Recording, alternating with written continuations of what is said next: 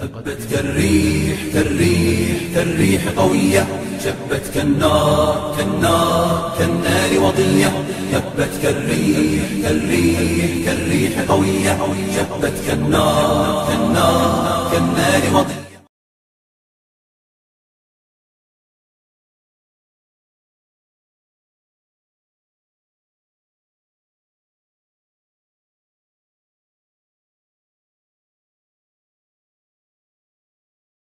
بسم الله الرحمن الرحيم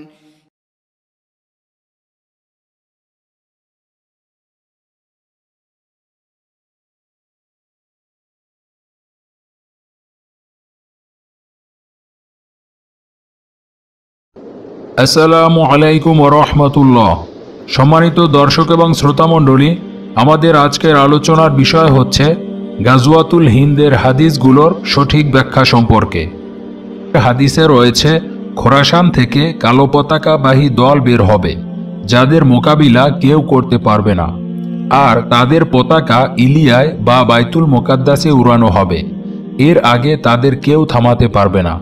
আবার কিতাবুল ফিতান সুনানে নাসাই শরীফের আবু হুরায়রা রাদিয়াল্লাহু তাআলা আনহু এর অতি পরিচিত হাদিসে বলা আছে যে কালো পতাকাবাহী দল পাঠানো হবে, হিন্দুস্তানের মুশরিকদের ধরে নিয়ে আবার সিরিয়াতে ফেরত যাবে। একটি হাদিসে বলছে হিন্দুস্তান বিজয় হয়ে কালো পতাকাবাহী দল বের হবে আর এরপর জেরুজালেম বিজয় করতে ছুটবে। আবার আরেক হাদিসে বলছে জেরুজালেম থেকেই কালো পতাকাবাহী দল হিন্দুস্তানে এসে যুদ্ধ করে হিন্দুস্তানের নেতাদের শিকল পরিয়ে আবার সিরিয়াতে ফেরত নিয়ে যাবে। সঠিক কোনটি জানতে হলে আমাদের আজকের পুরো আলোচনাটি শুনুন, অবশ্যই উপকৃত হবেন ইনশাআল্লাহ। প্রিয় দর্শক, আমাদের পরিচিত হিন্দুস্তানের যুদ্ধ নিয়ে হাদিসগুলো ব্যাখ্যা করলে পাওয়া যায় যে এই যুদ্ধ আরও অনেক পরে হবে, ইমাম মাহদীর প্রকাশের অনেক পরে এবং ঈসা আলাইহিস সালামের আগমনের কিছু সময় আগে। আবার ভারতীয় উপমহাদেশের অবস্থা দেখে মনে হচ্ছে মুশরিকদের সাথে আমাদের একটি যুদ্ধ খুব কম সময়ের মধ্যেই ঘটতে যাচ্ছে। আসলে সঠিক কোনটি, এই সমস্যার ব্যাখ্যা কি, সেটাই আজকের আলোচনাতে বোঝানোর চেষ্টা করব ইনশাআল্লাহ।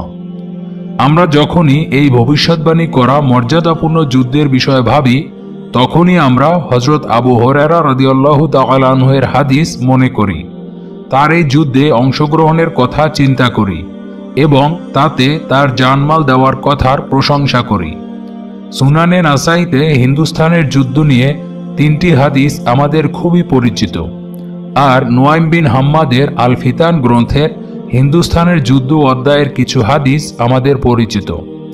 কিন্তু এই হাদিসগুলোর সঠিক ব্যাখ্যা দেওয়ার কি এমন বিষয় আছে যা জানা আমাদের জন্য খুবই জরুরি, সেটাই আজকের আলোচনাতে খুবই সংক্ষেপে এবং সহজে বোঝানোর চেষ্টা করব ইনশাআল্লাহ। প্রিয় দর্শক, মানুষের মধ্যে যে মতবিরোধ দেখা যায় তা সাধারণত 3 ধরনের হয়ে থাকে। এটা সাধারণ মুসলিমদের মাঝেও হয়ে থাকে, যেমন 1 নম্বরে ছাড়াছাড়ি, 2 নম্বরে মধ্যম পন্থা, 3 নম্বরে বাড়াবাড়ি। হিন্দের যুদ্ধ নিয়েও সাধারণ মুসলিমদের ভিতরে এরকম 3 ধরনের মতই পাওয়া যায়।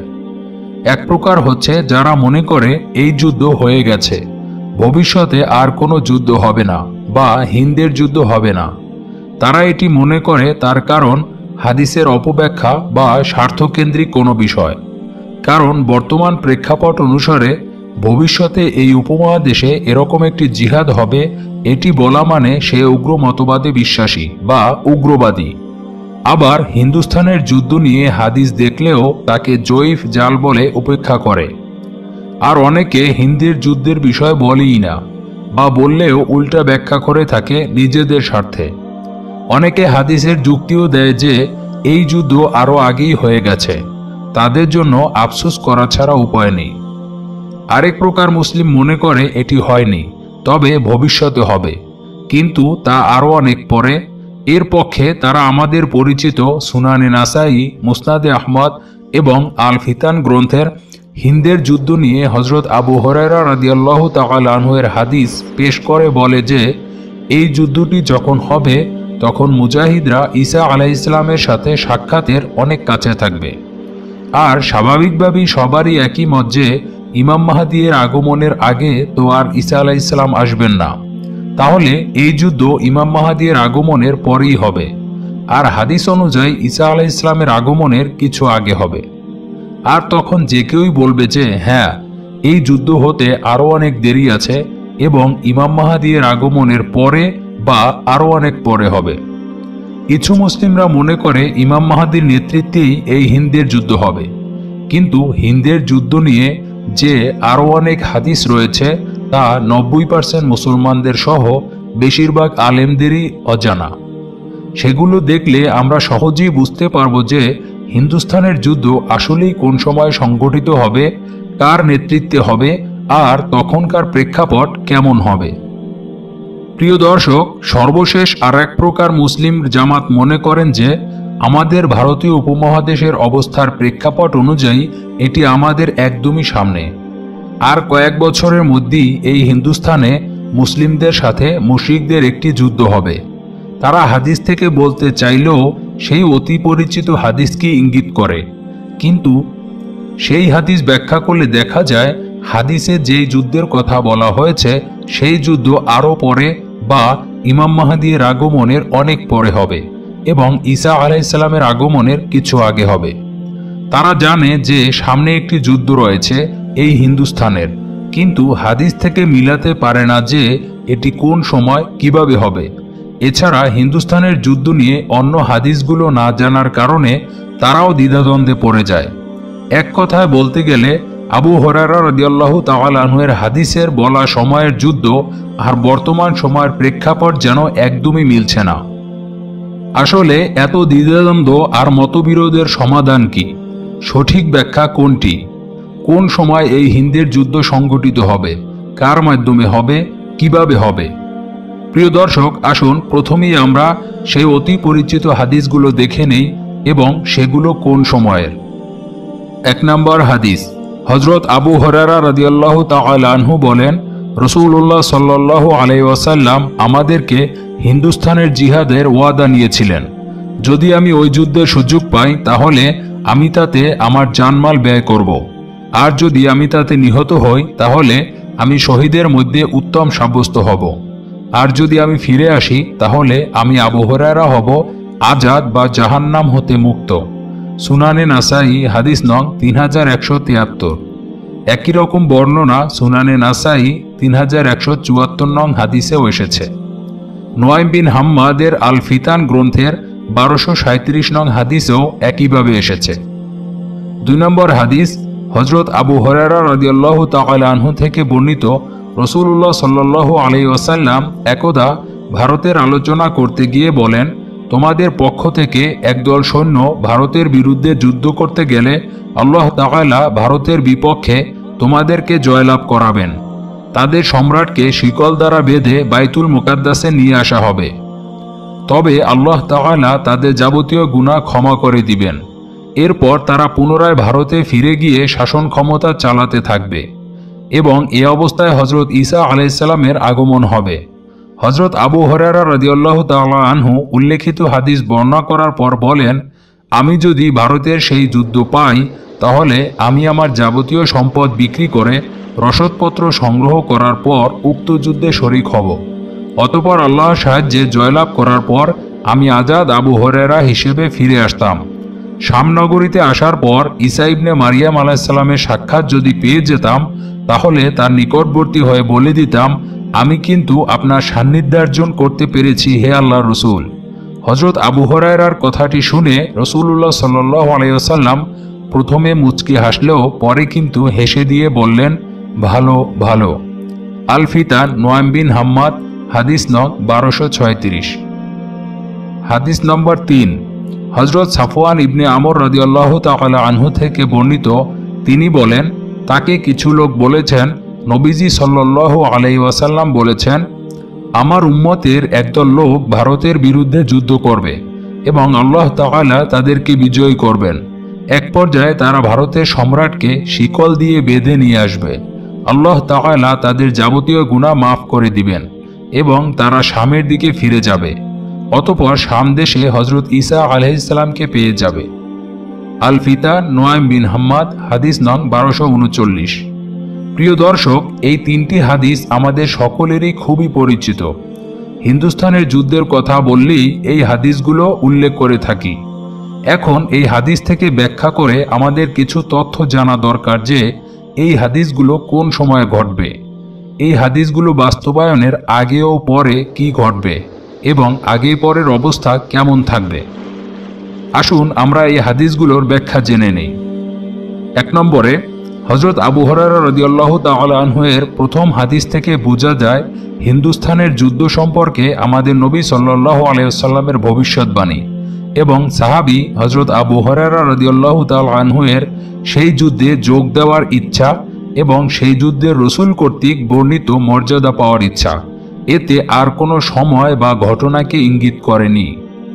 2 নম্বরে, আবু হুরায়রা রাদিয়াল্লাহু তাআলা আনহু এর দ্বিতীয় বর্ণিত লম্বা হাদিস থেকে যে তথ্যগুলো পাওয়া যায় তা হলো, তোমাদের একদল ভারতের বিরুদ্ধে যুদ্ধ করতে গেলে, অর্থাৎ তারা অন্য কোথাও থেকে আসবে, সেই যুদ্ধে বিজয় হবে এবং সেখানকার রাজাদের নেতাদের শিকল বা বেরি পরিয়ে নিয়ে বাইতুল মুকাদ্দাসে ফেরত নিয়ে যাবে। অর্থাৎ এই সৈন্যদল সেখান থেকেই আসবে, তারা যুদ্ধ করে আবার আগের স্থানে ফেরত যাবে। এরপর তারা ফিরে গিয়ে ঈসা আলাইহিস সালামকে পাবে। আবু হুরায়রা রাদিয়াল্লাহু তাআলা আনহু শাম নগরীতে ফেরত আসার পর এই সাক্ষাৎটি পাওয়ার আশা করেছেন। 3 নম্বর হাদিস, হযরত আবু হুরায়রা রাদিয়াল্লাহু তাআলা আনহু এর তৃতীয় বর্ণিত হাদিস থেকে যে তথ্যগুলো পাওয়া যায় তা হলো, একদল লোক হিন্দুস্তানে যুদ্ধ করবে ও বিজয়ী হবে। তারা ভারতের রাজাদের শিকল বা ডান্ডা বেরিয়ে পরিয়ে নিয়ে যাবে এবং শামে ফিরে যাবে, অর্থাৎ সেখান থেকেই তারা এসেছিল। শামে গিয়ে তারা ঈসা আলাইহিস সালামকে পেয়ে যাবে। প্রিয় দর্শক এবং শ্রোতামণ্ডলী, এই 3টি হাদিস থেকে আমরা এতটুকু বুঝতে পেরেছি যে ভারতে মুসলিম জামাতের একটি দলকে প্রেরণ করা হবে শাম থেকে। তারা সেখানে যুদ্ধ করে তাতে বিজয়ী হবে এবং সেখানের নেতাদের বা রাজাদের শিকল পরিয়ে আবার শামে ফেরত যাবে বা বাইতুল মুকাদ্দাসে নিয়ে যাবে, আর সেখানে ঈসা আলাইহিস সালামের সাথে দেখা হবে। তাহলে বোঝা যায় যে এই হাদিস অনুসারে এই হিন্দের যুদ্ধটি ঈসা আলাইহিস সালামের আগমনের কিছু আগেই সংঘটিত হবে, আর তা ইমাম মাহদী এর আগমনের অনেক পরে হবে। এটাই এই হাদিসগুলোর সঠিক ব্যাখ্যা, আর এটি হবে আরও অনেক পরেই। হয়তো এটা জেনে যারা যুদ্ধের বিরোধী বা ইসলামের ভালো চায় না তারা বলবে এটা অনেক পরেই হবে, এখন কোনো যুদ্ধ বা জিহাদ নেই, আর হিন্দুস্তানের জিহাদ তো আরও দূরে। আর সাধারণ মুসলিমরা এটা জেনে ভাববে আমরা আজ অত্যাচারিত নির্যাতিত হচ্ছি, তাহলে আমরা কবে মুক্তি পাব, কিভাবে মুক্তি পাব এই জালিমের জুলুম থেকে। প্রিয় দর্শক, আমরা যে হাদিসগুলো আলোচনা করলাম এবং ব্যাখ্যা করলাম তাতে আমরা অনেকগুলো বিষয় পাইনি, যেমন এই যুদ্ধটি কার মাধ্যমে হবে, শাম থেকে এই দলকে কে পাঠাবে, আর এই রাজা বা নেতারা আসলেই কারা, সেই মর্যাদাপূর্ণ যুদ্ধ যখন হবে তখন আমরা কিভাবে কার মাধ্যমে সেই যুদ্ধে অংশগ্রহণ করব তাও বলা নেই। সেগুলো তো আমাদের জানা উচিত। আর আমাদের শেষ নবী সাল্লাল্লাহু আলাইহি ওয়াসাল্লাম অবশ্যই এই বিষয়ে আরও কিছু তো অবশ্যই বলে যাওয়ার কথা, তাই নয় কি? চলুন এই বিষয়ে কিছু হাদিস জেনে নেই। হযরত কাব রাদিয়াল্লাহু তাআলা আনহু বলেন, আমি রাসূলুল্লাহ সাল্লাল্লাহু আলাইহি ওয়াসাল্লামকে বলতে শুনেছি, অচিরেই মুসলমানরা এক দুর্বল বালকের নেতৃত্বে হিন্দুস্তান দখল করবে, আর এ যুদ্ধের ব্যাপারেই তোমাদের প্রতিশ্রুতি নেওয়া হয়েছে। আর আল্লাহ এই যুদ্ধের বিজয়ের প্রতিশ্রুতি দিয়েছেন, আর সেখান থেকেই আল্লাহ মুশরিকদের পতন করে পৃথিবীতে শান্তি প্রতিষ্ঠা করবেন। একথা বলে তিনি সূরা ইব্রাহিমের 47 নং আয়াত পাঠ করলেন। সাহাবীগণ জিজ্ঞাসা করল, হে আল্লাহর রাসূল সাল্লাল্লাহু আলাইহি ওয়াসাল্লাম, তাহলে মানুষ দাজ্জালকে দেখবে কখন? তিনি বললেন, যখন জাহাজা পৃথিবী শাসন করবে তখন হিন্দুস্তান আবারও ইহুদিদের দখলে যাবে, আর তখন বাইতুল মুকাদ্দিস মুসলমানরা শাসন করবে, আর সেখান থেকে জাহাজা কালো পতাকা নিয়ে একদল সৈন্য হিন্দুস্তানে পাঠাবেন এবং হিন্দুস্তান দখল করবে। তারা সেখানে ঈসা ইবনে মারিয়াম আলাইহিসসালাতু ওয়াসসালামের আগমন পর্যন্ত অবস্থান করবে, আর আল্লাহর নবী ঈসা আলাইহিসসালাম 33 বছর পৃথিবী শাসন করবেন। কিতাবুল ফিরদাউস হাদিস নং 1507, কিতাবুল আকিব হাদিস নং 100, আখিরুজ্জামান আল মাহদি ফিল আলামাতিল কিয়ামাহ হাদিস নং 235। অন্য একটি হাদিসে হযরত সালিম ইবনে আবদুল্লাহ রাহমাতুল্লাহ আলাইহি বলেন, আমি আমার পিতা থেকে শুনেছি রাসূলুল্লাহ সাল্লাল্লাহু আলাইহি ওয়াসাল্লাম বলেছেন, খুব শীঘ্রই হিন্দুস্তানের মুশরিকদের পতন হবে, আর তা হবে এক দুর্বল বালকের নেতৃত্বে, আর তার নাম হবে মাহমুদ। আল্লাহ তার মাধ্যমে হিন্দুস্তানে শান্তি প্রতিষ্ঠা করবেন। অতঃপর তার মৃত্যুর পর তার এক প্রতিনিধির ইহুদিদের সাথে শান্তি চুক্তি হবে এবং ইহুদিরা হিন্দুস্তানের একটি অঞ্চল দখলে নেবে। সাহাবীগণ বলল, হে আল্লাহর রাসূল সাল্লাল্লাহু আলাইহি ওয়াসাল্লাম, তারা কি শান্তি চুক্তি রক্ষা করে সেখানে বসবাস করবে? তিনি অর্থাৎ রাসূল সাল্লাল্লাহু আলাইহি ওয়াসাল্লাম বললেন, না, বরং তারা চুক্তি ভঙ্গ করে প্রতারণা করে হিন্দুস্তান দখলে আনবে এবং সেখানে বসবাস করবে। আবার জিজ্ঞাসা করা হলো, হে আল্লাহর রাসূল সাল্লাল্লাহু আলাইহি ওয়াসাল্লাম, মুসলমান কি তাদের মোকাবেলা করবে না? তিনি বললেন, করবে। সে সময় মাহমুদের প্রতিনিধি বিশ্ব শাসকের নিকট সে ব্যাপারে অনুমতি চেয়ে একটি পত্র পাঠাবে। তখন শাসক বাইতুল মুকাদ্দাস থেকে সেখানে একদল সেনা পাঠাবে এবং আবার ইহুদিদের পরাজিত করবে। কিতাবুল ফেরদাউস হাদিস নং 1538, 1703, কিতাবুল আকিব হাদিস নং 137। অন্য একটি হাদিসে হযরত বিলাল ইবনে বারাহ রাদিয়াল্লাহু তাআলা আনহু বলেন, রাসূল সাল্লাল্লাহু আলাইহি ওয়াসাল্লাম বলেছেন, হিন্দুস্তান মুসলমানরা শাসন করবে, আবার তা মুশরিকরা দখল করবে এবং তারাই সেখানে তাদের সকল হুকুম প্রতিষ্ঠা করবে। আবার তা মুসলমানরা বিজয় করবে, যাদের নেতা হবে মাহমুদ, এবং সেখানে আল্লাহর হুকুম প্রতিষ্ঠিত হবে, আর তা ঈসা ইবনে মারইয়াম আলাইহিস সালাতু ওয়াস সালাম পর্যন্ত প্রতিষ্ঠিত থাকবে। কিন্তু লানত ইহুদিদের প্রতি। একথা বলে তিনি রাসূল সাল্লাল্লাহু আলাইহি ওয়াসাল্লাম রাগান্বিত হয়ে গেলেন। তার চেহারায় রক্তিম চিহ্ন প্রকাশ পেল। সাহাবীগণ তাদের কণ্ঠ নিচু করে বললেন, হে আল্লাহর রাসূল, সেখানে ইহুদিদের কর্ম কি? তিনি বললেন, অভিশপ্ত জাতিরা মাহমুদের একজন প্রতিনিধির সঙ্গে চুক্তি ভঙ্গ করবে এবং সেখানকার একটি অঞ্চল তাদের দখলে নেবে। সাহাবীগণ বললেন, তখন কি তারা অর্থাৎ মুসলমানরা অভিশপ্ত জাতিদের মোকাবেলা করবে না? তিনি বললেন, হ্যাঁ, করবে, আর তাদের সাহায্য করবে বাইতুল মুকাদ্দাসের তথা জেরুজালেমের একজন বাদশাহ। কিতাবুল ফেরদাউস হাদিস নং 1708, কিতাবুল আকিব হাদিস নং 138। হযরত আনাস রাদিয়াল্লাহু তাআলা আনহু বলেন, রাসূল সাল্লাল্লাহু আলাইহি ওয়াসাল্লাম বলেছেন, হিন্দুস্তান মুশরিকদের থেকে মুমিনরা বিজয় করবে, আর তাদের নেতা হবে মাহমুদ। হিন্দুস্তানে সে শান্তি প্রতিষ্ঠা করবে, আর তার স্বাভাবিক মৃত্যু হবে। তখন শামীম বারাহ আল্লাহর হুকুমত অটল রাখবে এবং তার মৃত্যুর পর সুশৃঙ্খলভাবে চলতে থাকবে। এমন সময় এক প্রতিনিধির সাথে ইহুদিদের চুক্তি হবে এবং একটি অঞ্চলে তারা বসবাস করবে। অতঃপর ইহুদিরা চুক্তি ভঙ্গ করে হিন্দুস্তান দখলে নেবে। তখন বাইতুল মুকাদ্দাসের অর্থাৎ জেরুজালেমের বাদশাহ ইহুদিদের পরাজিত করবে। কিতাবুল ফেরদাউস হাদিস নং 1709, কিতাবুল আকিব হাদিস নং 140। প্রিয় দর্শক, এই হিন্দ নামক স্থানে আগেও অনেক যুদ্ধ সংঘটিত হয়েছে, তবে হাদিস থেকে পাওয়া যায় ভবিষ্যতে আরও 2 বার এই হিন্দ নামক স্থানে যুদ্ধ হবে।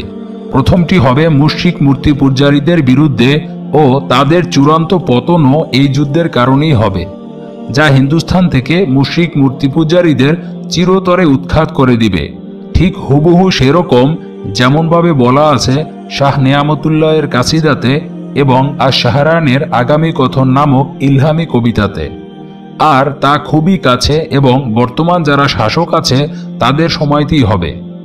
এ ব্যাপারে হাদিসে এসেছে, হযরত আবু হুরায়রা রাদিয়াল্লাহু তাআলা আনহু বলেন, আমি রাসূল সাল্লাল্লাহু আলাইহি ওয়াসাল্লামকে বলতে শুনেছি, অবশ্যই অবশ্যই পৃথিবী ততদিন ধ্বংস হবে না যতদিন না মানুষ 5 জন শাসকের দেখা পাবে, যারা আল্লাহর দ্বীনকে যুক্তি করে ধ্বংস করতে চাইবে, আর তারা 5 শাসকই একসাথে পৃথিবীতে উপস্থিত থাকবে। আমি অর্থাৎ হযরত আবু হুরায়রা রাদিয়াল্লাহু তাআলা আনহু বললাম, হে আল্লাহর রাসূল সাল্লাল্লাহু আলাইহি ওয়াসাল্লাম, সে 5 জনের পরিচয় কি? রাসূল সাল্লাল্লাহু আলাইহি ওয়াসাল্লাম বললেন, তাদের একজন এই পবিত্র ভূমিতে আসবে, যার নাম হবে আমার নামের মতো অর্থাৎ মুহাম্মদ। সে আরবের দ্বীনকে হাস্যকর বানাবে আর অভিশপ্ত জাতিকে বন্ধু বানাবে। দ্বিতীয়, সে বিশ্ব শাসক হবে আর মুসলমানদের নিয়ে ষড়যন্ত্রে লিপ্ত থাকবে। তৃতীয় জন হিন্দুস্থানের বাদশাহ, সে বন্ধু অঞ্চলের মুসলমানদের নিয়ে ষড়যন্ত্র শুরু করবে। চতুর্থ জন হিন্দুস্থানের দ্বিতীয় বাদশাহ, যে মুসলমানদের হত্যার শপথ নিয়ে শাসন ক্ষমতায় যাবে, আর মুসলিম হত্যায় সে উন্মাদ হয়ে পড়বে। পঞ্চম ব্যক্তি হল একজন নারী শাসক, সে শাসন ক্ষমতা হাতে পেয়ে বাআল দেবতার ইবাদত বৃদ্ধি করবে আর মুশরিকদের বন্ধুরূপে গ্রহণ করবে আর মুসলমানদের হত্যা করবে, অথচ সে হবে মুসলমান। তখন দেখবে সেখানকার দুর্গম অঞ্চলের এক দুর্বল বালক তাদের ষড়যন্ত্রের সমাপ্তি ঘটাবে এবং মুমিনদের বড় বিজয় আনবে। কিতাবুল আকিব, হাদিস নং 172, আখিরুজ্জামান আল মাহদি ফিল আলামাতিল কিয়ামা, হাদিস নং 175। অন্য একটি হাদিসে হযরত আলী ইবনে আবু তালিব রাদিয়াল্লাহু তাআলা আনহু বলেন, একদা এক মজলিসে আল্লাহর রাসূল সাল্লাল্লাহু আলাইহি ওয়াসাল্লামের নিকট সাহাবাদের একজন জিজ্ঞেস করলেন, হে আল্লাহর রাসূল সাল্লাল্লাহু আলাইহি ওয়াসাল্লাম, আপনার বংশের মাহাদির আগমন কখন হবে? তিনি বললেন, ততদিন মাহাদির আগমন ঘটবে না যতদিন না 5 শাসকের ধ্বংস হবে, আর তারা একই সময়ের শাসক হবে। জিজ্ঞেস করা হলো, তারা কোন দেশের শাসক হবে? তিনি বললেন, তাদের একজন আরব ভূমি শাসন করবে, আরেকজন নাসারা বিশ্ব শাসন করবে, আর 3 জন হিন্দুস্থান ভূখণ্ডের হবে। তাদের একজন হবে নারী। বলা হলো, হে আল্লাহ রাসূল সাল্লাল্লাহু আলাইহি ওয়াসাল্লাম, হিন্দুস্থানের শাসকরা কি মুসলমান হবে? তিনি বললেন, না, বরং একজন মুসলিম নারী শাসক হবে, কিন্তু তার সকল কর্ম হবে মুশরিকদের নিয়ে। কিতাবুল আকিব, হাদিস নং 298। আরেকটি হাদিসে হযরত আবু হুরায়রা রাদিয়াল্লাহু তাআলা আনহু বলেন, আমি রাসূল সাল্লাল্লাহু আলাইহি ওয়াসাল্লামকে বলতে শুনেছি, তিনি বলেন, আল্লাহ তাআলা তোমাদের আদেশ দিয়েছেন মুশরিকদের তোমরা বন্ধুরূপে গ্রহণ করো না, অথচ এমন একটি সময় আসবে যখন মুসলমান অঞ্চলের 2টি শাসক মুশরিকদের প্রকৃত বন্ধু হিসেবে গ্রহণ করবে। আমি জিজ্ঞেস করলাম, হে আল্লাহর রাসূল সাল্লাল্লাহু আলাইহি ওয়াসাল্লাম, তাদের চেনার উপায় কি? তিনি বললেন, তাদের একজন তোমাদের ভূমির হবে, আর তার নাম হবে আমার নামের মতো, অর্থাৎ মুহাম্মদ।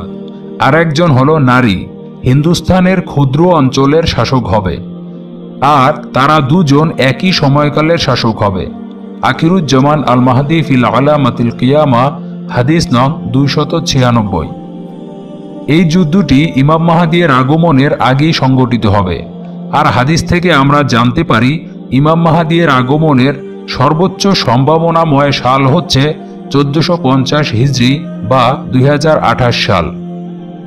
এই যুদ্ধটি হবে ইমাম মাহমুদের নেতৃত্বে, যিনি হচ্ছেন কালো পতাকাবাহী দলের নেতা, যার মাধ্যমে এই হিন্দুস্তান বিজয় হবে এবং ততক্ষণ পর্যন্ত খোরাসানি উপাধি লাভ করবে না যতক্ষণ না এই হিন্দুস্তান ইরান পর্যন্ত বিজয় না করবে। আর তখনই কালো পতাকা নিয়ে এই খোরাসানিরা বের হয়ে আরবে যাবে ইমাম মাহদির খেলাফত প্রতিষ্ঠায়। এ ব্যাপারে হাদিসে এসেছে, হযরত আব্দুল্লাহ ইবনে হারিস রাদিয়াল্লাহু তাআলা আনহু থেকে বর্ণিত, রাসূলুল্লাহ সাল্লাল্লাহু আলাইহি ওয়াসাল্লাম বলেন, পূর্ব দিক তথা খোরাসান থেকে কিছু লোক বের হয়ে আসবে, যারা ইমাম মাহদির খেলাফত প্রতিষ্ঠায় সাহায্য করবে এবং খেলাফত প্রতিষ্ঠা সহজ করে দিবে। সহিহ মুসলিম শরীফ, খণ্ড 3, হাদিস নং 2896, সুনানে ইবনে মাজাহ, খণ্ড 3, হাদিস নং 4088। অন্য একটি হাদিসে হযরত সাওবান রাদিয়াল্লাহু তাআলা আনহু থেকে বর্ণিত, আল্লাহর রাসূল সাল্লাল্লাহু আলাইহি ওয়াসাল্লাম বলেছেন, যখন তোমরা দেখবে কালো পতাকাগুলো খোরাসানের দিক থেকে এসেছে, তখন তাদের সাথে যুক্ত হয়ে যেও, কেননা তাদেরই মাঝে আল্লাহর খলিফা মাহাদি থাকবে।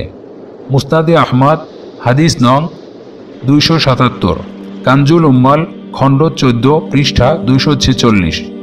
সম্মানিত দর্শক, যুদ্ধটি কবে হবে, কখন হতে পারে, তার পরিস্থিতি এখন আমরা সচক্ষেই দেখতে পাচ্ছি, যা আমাদের খুবই নিকটে।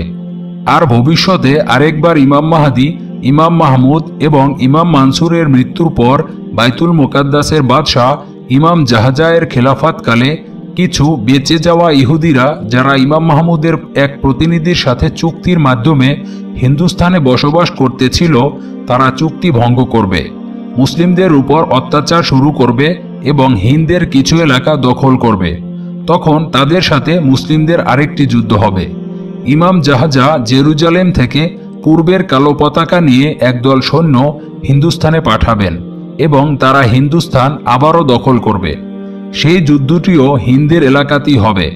আর তখন এই সকল ইহুদিদেরও তাদের নেতাদের শিকল পরিয়ে সিরিয়ায় নিয়ে যাওয়া হবে, যারা চুক্তি ভঙ্গ করেছে। সেই সময়টি ঈসা আলাইহিসসালামের আগমনের নিকটবর্তী সময় হবে। সেই সময়ের যুদ্ধের কথাই আবু হুরায়রা রাদিয়াল্লাহু তাআলা আনহু-এর হাদিসে উল্লেখ এসেছে, যেটি হতে আরও দেরি আছে, কারণ ভবিষ্যৎবাণী করা হিন্দুস্তানের প্রথম যুদ্ধই এখন পর্যন্ত সংঘটিত হয়নি। ভবিষ্যতের এই দুইটি হিন্দুস্তানের যুদ্ধই একই মর্যাদা রাখে, যার কথা হাদিসে এসেছে। যারা এই হিন্দের যুদ্ধে থাকবে তাদের শহীদরা হবে উত্তম শহীদ এবং গাজীরা হবে জাহান্নাম থেকে মুক্তিপ্রাপ্ত। কিন্তু একটি শ্রেণীর মানুষ মনে করে যে হিন্দের মর্যাদাপূর্ণ এই যুদ্ধ হয়ে গেছে, কিন্তু আমরা দেখতে পাচ্ছি হাদিসের সময়কাল যে সময়কে ইঙ্গিত করে আমরা সেই সময়তেই রয়েছি। একটি নয়, এই হিন্দুস্তানের দুইটি যুদ্ধই এখনও আমাদের সামনে রয়েছে। হাদিসে সেই বিষয় উল্লেখ এসেছে। হিন্দের যুদ্ধ হয়ে গেছে বলে তারা মোহাম্মদ বিন কাসিমের সময় যে যুদ্ধটি হয়েছে সেটিকে ঘুরিয়ে পেঁচিয়ে ইঙ্গিত করে, কিন্তু তার আগেও তো হিন্দের এলাকায় মুসলিমরা যুদ্ধ করেছে। এই হিন্দুস্তান উপমহাদেশ শাসন করেছে। তবে যেই হিন্দের যুদ্ধের মর্যাদার ব্যাপারে হাদিসে এসেছে সেগুলো এখনো হয়নি।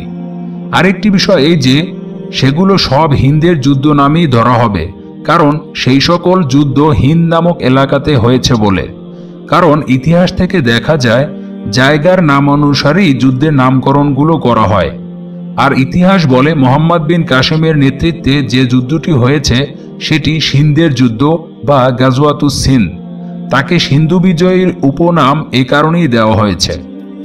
আর সিন্ধ বিজয়ের ব্যাপারেও একটি হাদিস পাওয়া যায় যেটি পূর্বেই হয়ে গেছে, কিন্তু হিন্দের মর্যাদাপূর্ণ যুদ্ধ এখনো বাকি। তাহলে এটি সহজেই বোঝা যাচ্ছে সুনানে নাসাই কিতাবুল ফিতানের হিন্দুস্তানের যুদ্ধ অধ্যায়ের যে পরিচিত হাদিসগুলি দ্বিতীয়বারের হিন্দুস্তানের যুদ্ধের সময়কে বোঝাচ্ছে। আর মুশরিকদের সাথে ইমাম মাহমুদের নেতৃত্বে কাঙ্ক্ষিত যুদ্ধটি আমাদের সামনেই। সেই সময়কাল নিয়েও বর্ণিত হাদিসগুলো আমরা এতক্ষণ আলোচনা করেছি। এটি জানার পর হয়তো হিন্দের যুদ্ধ নিয়ে আমাদের মধ্যে আর কোনো মতবিরোধ বা দ্বিধাদ্বন্দ্ব থাকবে না ইনশাআল্লাহ। আর যেহেতু হিন্দুস্তানের যুদ্ধটি একদম সামনেই, তাই আমাদের এখন থেকেই প্রস্তুতি শুরু করতে হবে।